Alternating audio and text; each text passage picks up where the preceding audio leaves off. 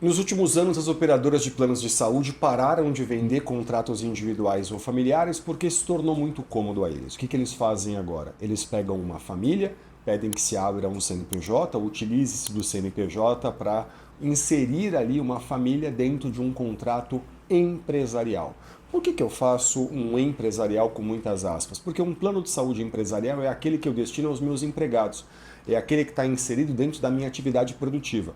Quer seja porque existe uma lei determinando que eu tenho que ofertar plano de saúde, quer seja, por exemplo, porque tem uma convenção coletiva determinando isso, não importa.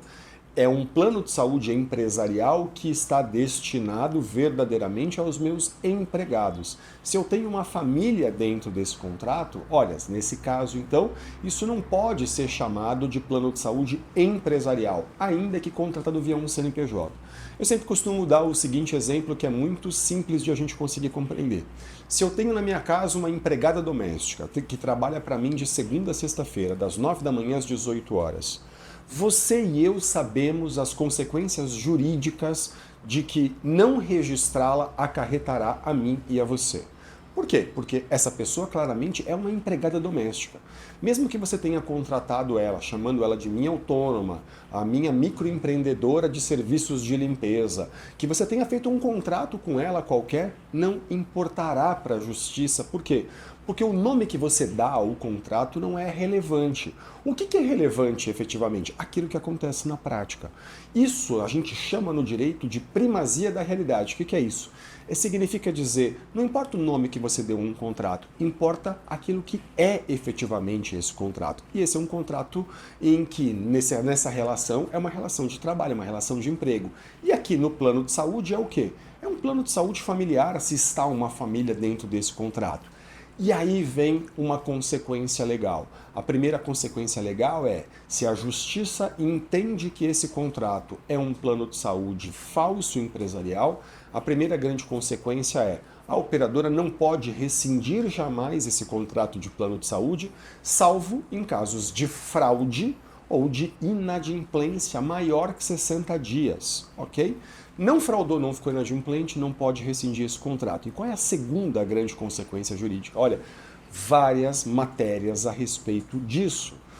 Veja, a segunda consequência jurídica que a gente tem é a impossibilidade de que esses reajustes sejam superiores aos índices da ANS. Na prática, como é que isso é feito? É feito assim, olha, a ANS todo santo ano diz que o percentual de reajuste dos planos familiares será de 7, 8%, às vezes um pouco mais, um pouco menos.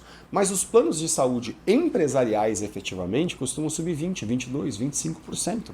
É isso, essa disparidade.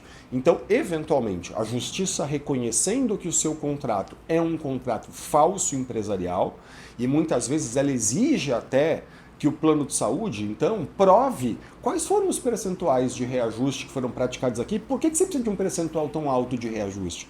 E as operadoras não costumam nem sequer conseguir justificar reajustes como esses. A justiça pode fazer o que em situações assim? Ela pode recalcular todos os reajustes que foram praticados no seu contrato, substituindo esses reajustes por aqueles praticados pela ANS para planos familiares e diminuindo abruptamente sua mensalidade. Mas mais do que isso, se eu estou dizendo que você pagou algo que você não deveria ter pagado, significa dizer então que você tem direito de recuperar valores. Então, além de recalcular todos os reajustes que foram praticados ao longo dos anos, você pode buscar o que agora? Você pode buscar dar um tombo na sua mensalidade e recuperar valores que você pagou a mais nos últimos 3 anos. E isso é constantemente feito por um advogado especialista em plano de saúde, ok? Isso é constantemente feito dessa forma por um profissional especialista. E esse advogado vai fazer isso de que forma?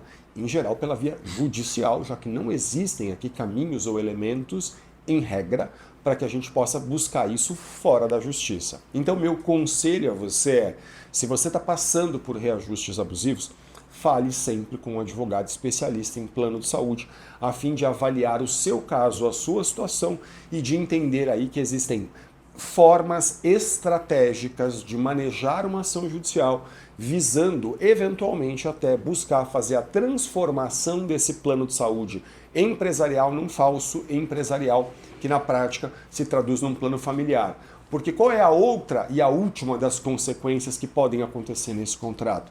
Além de você revisar os reajustes, diminuir o valor, uma consequência possível disso é que os próximos e futuros reajustes nesse contrato de plano de saúde empresarial sejam também os índices da ANS para planos familiares. Ou seja, isso pode não apenas diminuir sua mensalidade, recuperar valores, mas resolver sua vida daqui para frente. Então fale sempre com um advogado experiente, especialista em plano de saúde. E olha, me siga nas redes sociais, porque é nelas que eu conto para você tudo que seu plano de saúde não quer que você saiba. E encaminhe esse vídeo para quem precisa ter essa informação. Espero ter sido útil para você e um grande abraço.